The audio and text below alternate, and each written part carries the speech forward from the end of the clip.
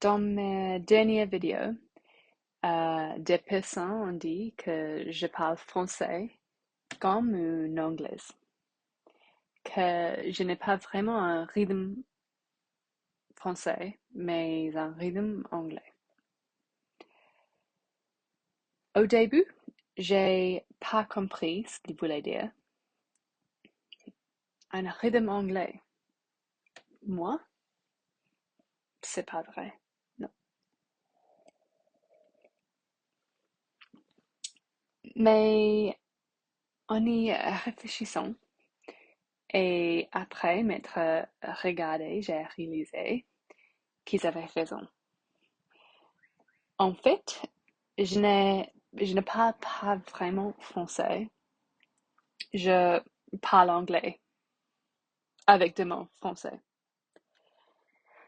Bon, c'est peut-être un peu dur, mais je pense que je pourrais sonner un peu plus français. Donc, pour intégrer ces feedbacks, je suis allée me promener.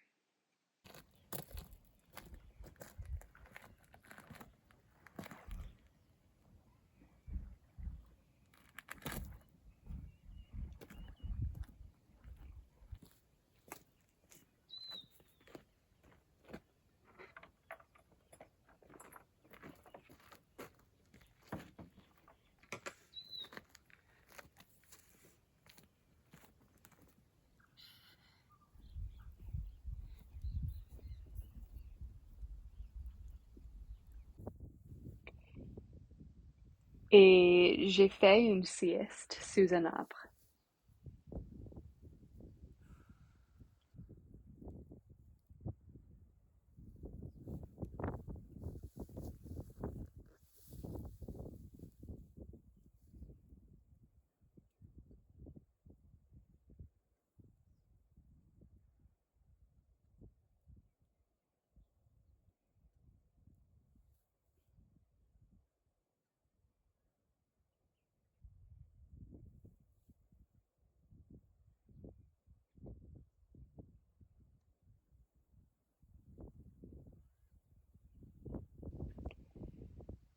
Et je me suis rendu compte à quel point la gravité est agaçante.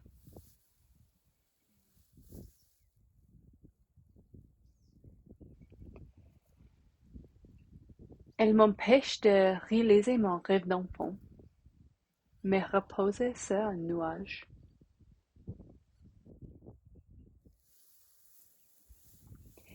Et puis, je me suis dit, attends, et s'il existait aussi des lois qui gouvernent le rythme du français?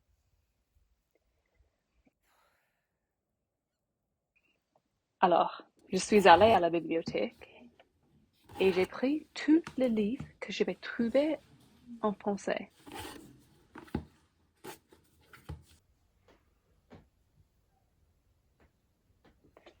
Et au lever du jour,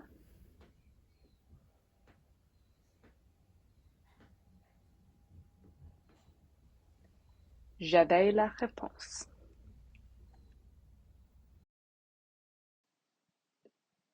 C'est une blague.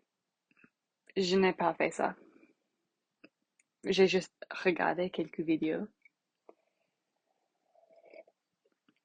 Mais oui, j'ai découvert trois lois, ou plutôt trois choses importantes pour penser le rythme du français.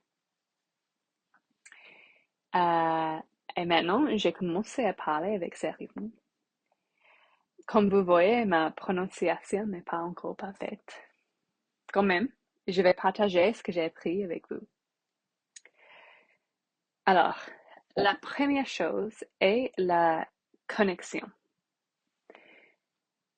Quand on parle avec le rythme du français, le mot c'est colle, comme des aimants.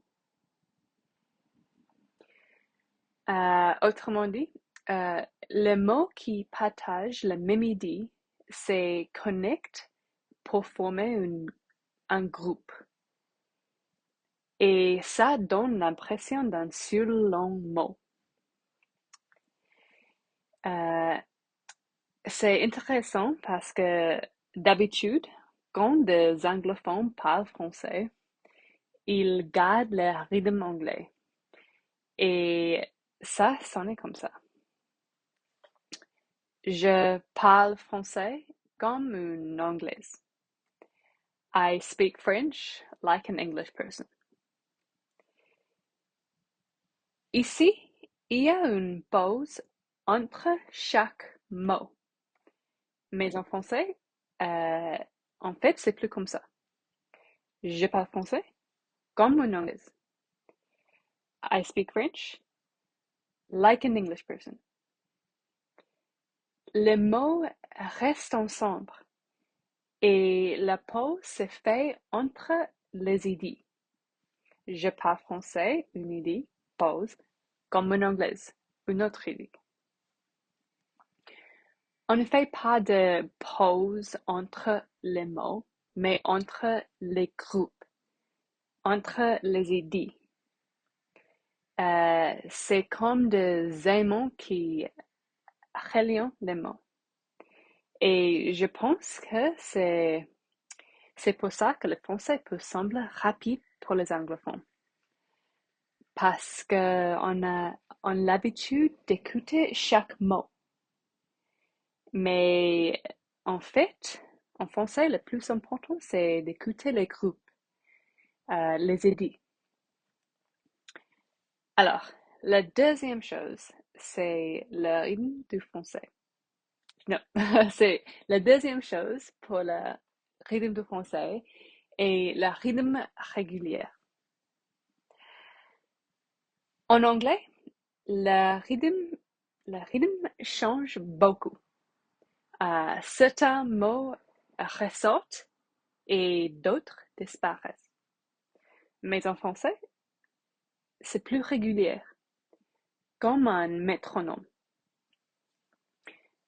Ici, c'est un exemple en anglais avec le rythme anglais. This is me speaking normally in English with an English rhythm.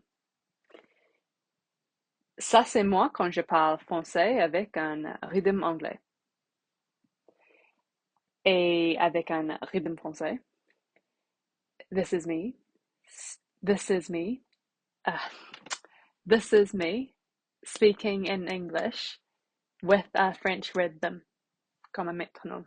Ça, c'est moi quand je parle français avec un rythme français. C'est un peu difficile, mais vous voyez la différence? En français, c'est plus régulier, comme un métronome. Mais en anglais, ça peut sonner un peu saccadé. En français, c'est plus fluide, plus régulier. Alors, la troisième chose, c'est la fin. Avant, on dit que les mots se regroupent. Et avec ces groupes, il y a à la fin de chaque groupe, la dernière syllabe durait un peu plus longtemps. Pas beaucoup, mais juste un peu.